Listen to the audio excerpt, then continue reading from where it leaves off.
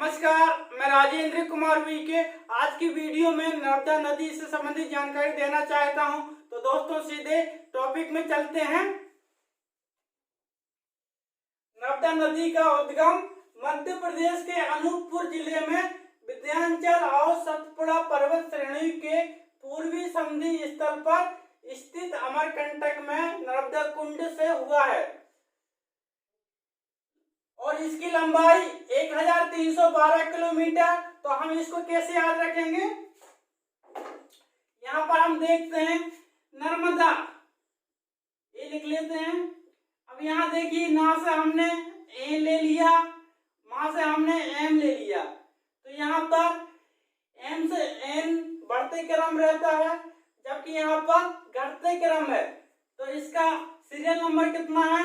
N का 14 है, M का 13 है, तो ये घटते क्रम है, तो 13 से 12 आ जाएंगे, तो 13 12। तो यहां से हम सीरियल के हिसाब से याद कर लेंगे 13 12 13 12 13 12। अब लंबाई मील में पूछ लिया जाए तो 815 मील, इसकी लंबाई कितनी है? 815 मील। मध्य प्रदेश में नर्मदा नदी की लंबाई 1077।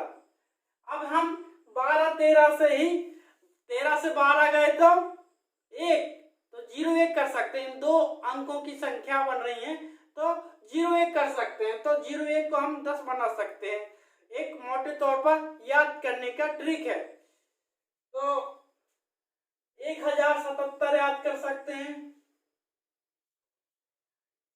अब इसकी सहायक नदियां, बाएं तरफ से मिलने वाली सहायक नदियां, दाएं तरफ से मिलने वाली सहायक नदियां, तो इनको भी हम एक आसान ट्रिक से याद करेंगे। बाएं तरफ, बाएं से बरनार बंजर। अब इसी से हम, ये बा है तो बा से बाघ कर सकते हैं। बाघ की कैटेगरी में कौन आता है? शेर, तो शेर नदी को भी याद कर सकते हैं। अब बाएं तरफ शेर है तो दाएं तरफ क्या होगी? हिरण होगी, ऊंट होगा, हाथी होगा, ये शाकाहारी है। दूसरी तरफ शाकाहारी जानवर रहेंगे।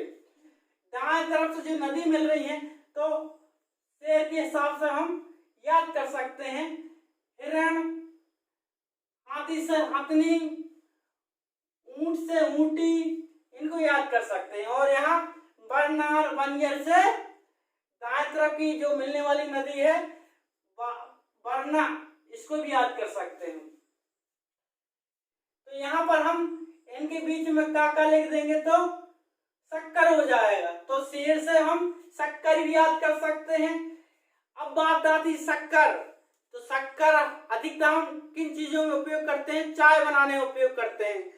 चाय बनाने में उपयोग करते हैं तो अधिकतम जो चाय के शौकीन हैं वह दूध वाली चाय पीना चाहते हैं। वे दूध वाली चाय पीना चाहते हैं, तो शक्कर से हम दूध से दूधी नदी को भी याद कर सकते हैं। बाएं तरफ से मिलने वाली दूधी नदी को भी याद कर सकते हैं। अब देखते हैं शक्कर किससे बनती है? गन्ना से बनती है। अब गन्ना से हम क्या याद रख सकते हैं? गोई को याद कर सकते हैं। और दूध हमको अधिकतम किससे प्राप्त होती है? किस जानवर से प्राप्त होती है? गाय से प्राप्त होता है। तो यहाँ पर दूधी से हम ये भी याद रख सकते हैं गंजाल भी याद रख सकते हैं। गाय से गंजाल भी याद रख सकते हैं।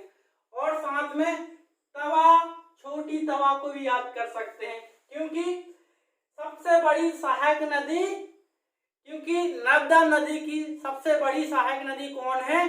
तवा नदी है, तो इसको भी याद रखना है बिल्कुल। और अब रहा कुंदी, ये बाएं तरफ की नदी का वाली, उसको भी अपने हिसाब से याद करना है। और दाएं तरफ भी याद करना है, कॉर्नर, इसको भी याद करना है। तो अब देखते हैं दाएं तरफ वाली, तो दाएं तरफ वाली नदी है, ये हो गई बरना, हो गई हिरण, हो गई हथनी, हो गई ऊंटी, हो गई। अब ये दाएं से 2 मान लेते हैं, 2 3 3 से आते हैं 3 के बाद 4, 4 से चंद्रकेसर भी याद कर सकते हैं, चंद्रकेसर। अब ये मान है, मान को अपने हिसाब से याद कर लीजिए, ये अकेला बच्चा है तो मान को याद कर लेंगे। अब दोस्तों आते हैं मोहाना, खंबात की खाड़ी अरब सागर में गुजरात के भरूच के पास गिरती है। नर्मदा नदी का अप्रवाह क्षेत्र कितना है? 93,180 वर्ग किलोमीटर। तो हम इसको भी याद रख सकते हैं। कैसे याद रख सकते हैं? इस वाले से याद रख सकते हैं। यह उत्तर और दक्षिण भारत के बीच एक सीमा बनाती है। तो ये उत्तर हो गया, ये उत्तर हो गया, ये दक्षिण हो गया, ये बीच में एक सीमा बना रही है। तो यहां से हम देखते हैं 180 डिग्री का कोण बना रही है,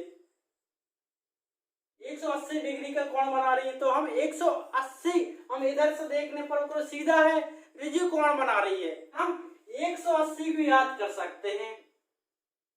तो 100 मोटे तौर पे कुछ अंक भी याद रहते हैं तो हमको पूरा याद रह जाता है।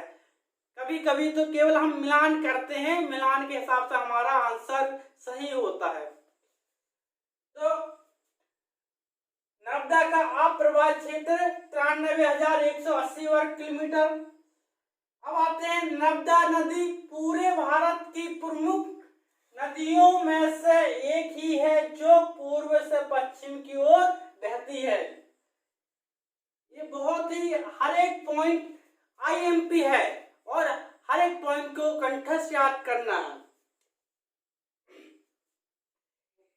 नर्मदा नदी के अन्य नाम,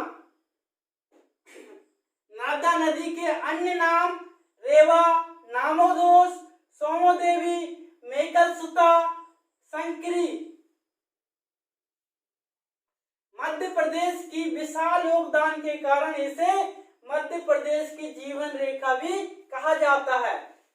ये सब बहुत ही महत्वपूर्ण जानकारी है। यह उत्तर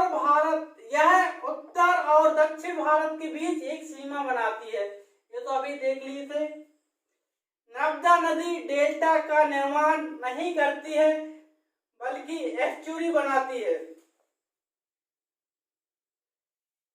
भारतीय उपमहाद्वीप की 5वीं सबसे लंबी नदी है। यह गोदावरी और कृष्णा के बाद भारत के अंदर बहने वाली तीसरी सबसे लंबी नदी है। अब देखते हैं नर्मदा नदी के प्रमुख जलप्रपात। कपिलधारा जलप्रपात, दुग्धधारा जलप्रपात, धुआंधार जलप्रपात, सहस्त्रधारा जलप्रपात, मंदार जलप्रपात, दर्दी जलप्रपात।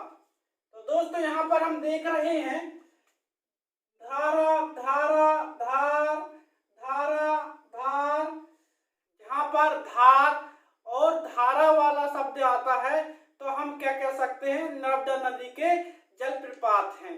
और यहाँ पर दर्दी, यहाँ दर्दी से, यहाँ दर्दी से दादी, दादी से नानी याद कर सकते हैं, नानी से नर्मदा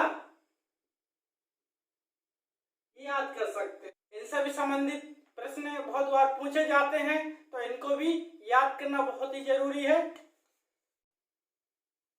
अब देखते हैं मध्य प्रदेश में नर्मदा नदी के किनारे बसे शहर अमरकंटक, डिंडोरी, मंडला, जबलपुर, नरसिंहपुर, होशंगाबाद, धार, ओमकारेश्वर, महेश्वर, बड़वानी, झाबुआ, नेमावर, पुनासा, हंडिया।